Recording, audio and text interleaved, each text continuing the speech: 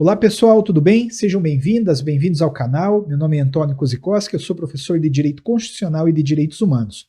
Hoje é um dia muito triste para a comunidade internacional. A Rússia lançou uma ofensiva militar contra a Ucrânia. Eu não vou fazer uma análise política deste evento, eu não tenho competência para isso.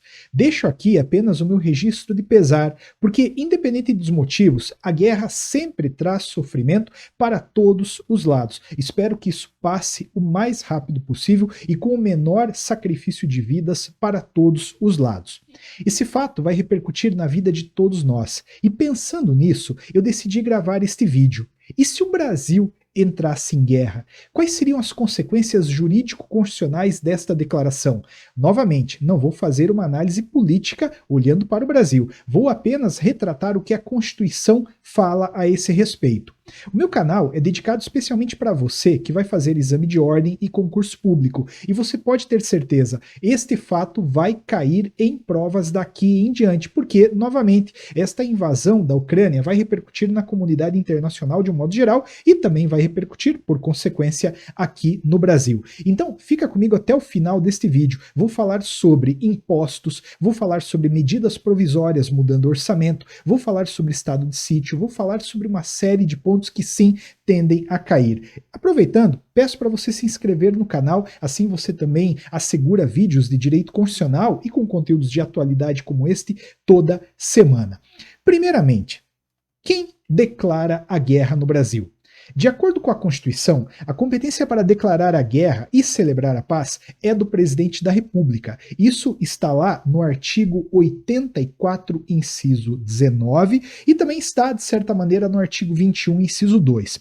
O artigo 84 fala, compete privativamente ao presidente da República declarar a guerra no caso de agressão estrangeira, autorizado pelo Congresso Nacional ou referendado por ele, quando ocorrida, no intervalo das sessões legislativas e nas mesmas condições, decretar total ou parcialmente a mobilização nacional. Primeiramente, vamos falar um pouco sobre esse artigo 84. Trata-se de uma competência privativa do presidente indelegável. O presidente não pode delegar isto para ninguém. E você percebeu que neste dispositivo já é mencionado o Congresso Nacional como alguém que vai autorizar a declaração ou referendá-la quando esta declaração de guerra tenha acontecido no intervalo das sessões legislativas. Quer dizer, quando o Congresso está aberto, antes de o presidente declarar, ele tem que ter a autorização do Congresso. Contudo, se o Congresso estava fechado, o presidente pode declarar e o Congresso mais tarde referenda. De qualquer forma, o artigo 21, ele reforça um pouco essa competência privativa da União para declarar a guerra, quando fala, compete à União declarar a guerra e celebrar a paz. Simplificando, então, trata-se de uma competência do presidente da República e é uma competência indelegável. Reforçando também aquilo que estava no artigo 84, inciso 19, o artigo 49 da Constituição reforça que cabe ao Congresso autorizar a declaração de guerra. Está lá no artigo 49, inciso 2. É competência exclusiva do Congresso autorizar o presidente da República a declarar a guerra, a celebrar a paz, a permitir que forças estrangeiras transitem pelo território nacional ou nele permaneçam temporariamente, ressalvados os casos previstos em lei complementar. Então você nota isso muito na Constituição. Um dispositivo vai fazendo referência a outro, a gente já tinha visto que compete ao presidente declarar com a autorização do Congresso, e agora esse dispositivo traz a discussão para o ponto de vista do Congresso, né? Congresso, cabe a você autorizar o presidente da República. Perceba que um dispositivo acaba referendando o outro. Antônio, mas o presidente ele pode simplesmente acordar de manhã e provocar o Congresso Nacional em busca dessa declaração de guerra? Não necessariamente. Por quê? Porque também a Constituição, lá no artigo 91, fala que compete ao Conselho de Defesa Nacional, já explico melhor que ele é, opinar nas hipóteses de declaração de guerra e de celebração da paz nos termos desta Constituição. O Conselho de Defesa Nacional é um órgão consultivo do presidente da República. Cabe a este conselho se manifestar em situações muito específicas que não serão tratadas aqui neste vídeo. Uma delas apenas eu devo reforçar. Ao Conselho de Defesa Nacional cabe se manifestar sobre esta declaração de guerra. Antônio, mas e se o Conselho Nacional disser que não é uma boa ideia? Ainda assim o presidente pode declarar? Sim, porque o Conselho dá um parecer. Esse parecer não é vinculante. Trata-se de um Conselho de Defesa Nacional, concorda? Então a última palavra acaba sendo sempre do presidente da República. Mas voltando a falar um instantinho sobre o Congresso, que é o órgão que vai autorizar o presidente da República a fazer essa declaração, tem uma previsão que vale a pena você tomar cuidado. O artigo 22, inciso 3º da Constituição, diz que compete privativamente à União legislar sobre requisições civis e militares em caso de iminente perigo e em tempo de guerra. Então, se o Congresso quiser, ele pode, na guerra já declarada ou na iminência de ser a guerra declarada, fazer uma lei versando sobre requisições civis e militares. Poderia, por exemplo, o Congresso aprovar uma lei autorizando o determinado uso de alguns bens, de alguns equipamentos particulares. Esse dispositivo é importante também, trata-se de uma competência legislativa privativa da União. Fica comigo, tem muita coisa para a gente ainda falar. Antônio, mas uma guerra, ela causa, além de um transtorno na própria lógica de direitos fundamentais, também causa uma certa desestabilização nos cofres públicos, porque muito do orçamento, né, Antônio, tem que ser dedicado para que o país faça frente a essa agressão ou mesmo a guerra que ele próprio declara. Sim, é verdade. Com base nisso, a Constituição fala que a União pode instituir empréstimos compulsórios para atender a despesas extraordinárias decorrentes de guerra ou cobrar impostos extraordinários. Tem dois dispositivos aqui que você tem que analisar. Primeiro deles, o artigo 148 fala que a União, mediante lei complementar, poderá instituir empréstimos compulsórios para atender a despesas extraordinárias decorrentes de calamidade pública, de guerra externa ou sua iminência.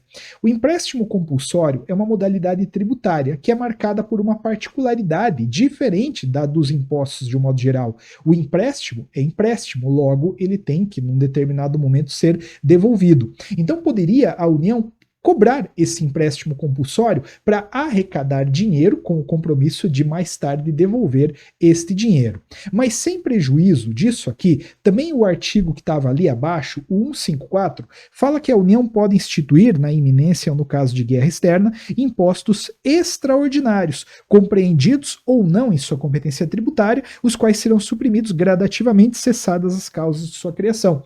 Então seguramente a União poderia eleger um determinado fato gerador e tributar buscando o quê? Um upgrade nos seus cofres, a fim de buscar dinheiro para fazer frente a esta agressão armada ou mesmo para dar conta da guerra que ela própria declarou. Então, não há dúvida, além de a guerra impactar no nosso dia a dia em termos de direitos fundamentais, já falaremos sobre isso, também do ponto de vista financeiro há uma repercussão que você merece anotar.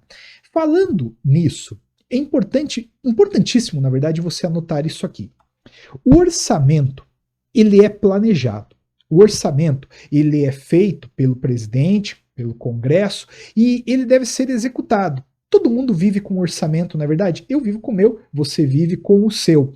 Não pode o presidente, por medida provisória, no meio do orçamento, sair fazendo alterações, porque isso desconstruiria a própria lógica da previsibilidade.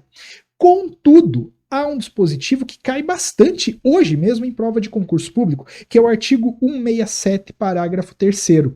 Esse dispositivo diz o seguinte: a abertura de crédito extraordinário somente será admitida para atender a despesas imprevisíveis e urgentes, como as decorrentes de guerra, comoção interna ou calamidade pública, observado o disposto no artigo 62. A lógica aqui é a seguinte, toma cuidado.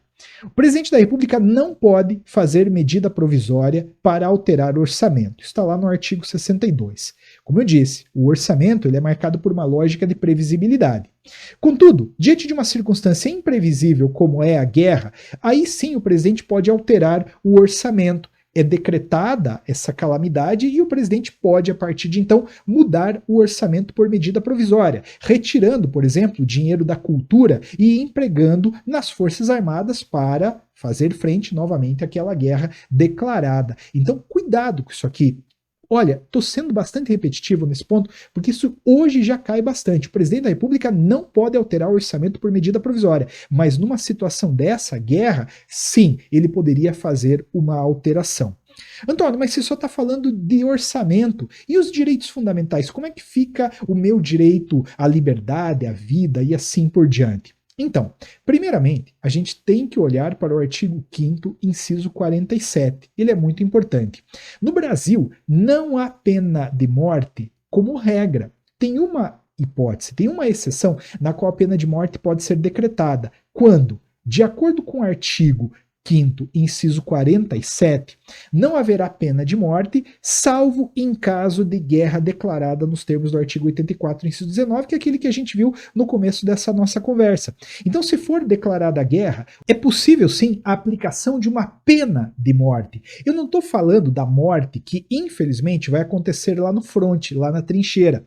Não, eu estou falando de alguém que pratica um crime militar, que é submetido a um julgamento e, se for condenado, pode ser sentenciado à morte. O Código Penal Militar, inclusive, lá no artigo 55, traz uma série de hipóteses de condutas punidas com morte. Traição, favorecimento ao inimigo, são várias as hipóteses que, se praticadas, podem gerar uma pena de morte. Então, lembre-se, o direito à vida, ele não é absoluto, é um direito relativo, como em regra todos os demais. Por quê? Porque em caso de guerra declarada, pode haver a fixação de pena de morte, é o que diz o artigo 84, inciso 47, a linha A. Mas não é só nesse ponto que os nossos direitos fundamentais poderiam ser prejudicados, porque na declaração de guerra, o presidente da República pode decretar o estado de sítio. Você vai notar lá no artigo 137 que o presidente da República pode, ouvidos o Conselho da República e o Conselho de Defesa Nacional, solicitar ao Congresso Nacional a autorização para decretar o estado de sítio nos casos de declaração de estado de guerra ou resposta à agressão armada estrangeira. Sempre digo, o estado de sítio é basicamente o último grito que o país, que a Constituição dá antes de falir. Na vigência de um estado de sítio, vários direitos fundamentais podem ser afastados. A lógica do estado de sítio é, a partir de um ato de força, tentar retomar uma normalidade. O Brasil está se desestruturando, está se esfacelando em razão da guerra. Para tentar manter o que temos hoje, essa ordem constitucional, a Constituição autoriza o seu próprio afastamento. A Constituição vem e fala o seguinte, olha, alguns direitos fundamentais não se aplicam mais. Antônio, quais direitos fundamentais poderiam ser afastados na guerra? Bom, olha que interessante. O artigo 139 da Constituição, ele fala sobre as medidas possíveis de serem adotadas na vigência de estado de sítio, decretado com base em outro autorizador, que é a comoção grave de repercussão nacional ou a ineficácia das medidas adotadas durante o estado de defesa. Nessas hipóteses que não têm a ver com guerra, pode o presidente da República suspender esses direitos aqui. Pode suspender o direito de locomoção, determinando a permanência de pessoas em localidades determinadas. Poderia o presidente aqui, por exemplo, decretar um toque de recolher. Também pode deter pessoas em edifício não destinado a acusados ou condenados por crimes comuns. Poderia restringir correspondência, comunicação, informações, até mesmo a liberdade de imprensa, que é um valor muito caro para a democracia. Pode suspender liberdade de reunião, determinar busca e apreensão em domicílio, intervenção em empresa de serviço público e requisição de bens. Agora, veja só. Essas medidas coercitivas podem ser adotadas naquele estado de sítio decretado com base em causas diversas da guerra, que são a comoção grave de repercussão nacional e a ineficácia das medidas adotadas no estado de defesa. Mas e na guerra, Antônio? Então, na guerra, a Constituição não fala nada sobre as medidas que podem ser adotadas. E isso passa um autorizador implícito para o presidente da República. Ele poderia, no caso de guerra, suspender esses direitos fundamentais e até mesmo outros, desde que as medidas fossem adequadas para combater esta guerra, para manter a integralidade do país. O que eu quero dizer é, não faria sentido ao presidente, na guerra, decretar a suspensão de um direito de culto, de crença. Isso não tem absolutamente nada a ver. Agora, esses direitos que eu aqui mencionei, como por exemplo o de locomoção, sim, o presidente poderia suspender. Este é o trato constitucional para a guerra.